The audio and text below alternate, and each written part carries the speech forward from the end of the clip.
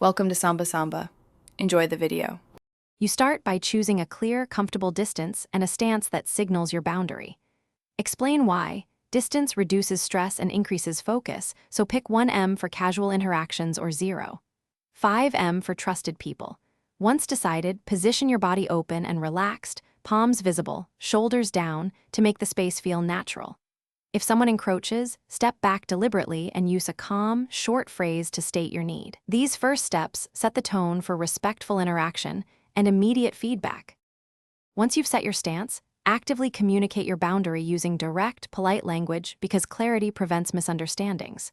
You might say, "Please give me a little space." Then combine that with a small step back and steady eye contact to reinforce the message non-verbally. Make sure to adapt words and distance for context. Crowded trains differ from office conversations, and be consistent so others learn your rhythm. If someone tests it, restate briefly, then follow through with the step-back cue to reinforce the expectation. You finish by maintaining your boundary and using a troubleshooting plan when things go wrong. If someone respects your space, thank them briefly. Positive reinforcement helps. If they ignore you, escalate calmly, use firmer language, place an object between you, or remove yourself from the situation. Do this because safety and comfort matter more than politeness. Afterwards, reflect on what worked.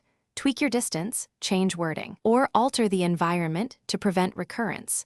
This final loop turns a one-time fix into lasting habit. Thanks for watching. Consider subscribing if we helped you.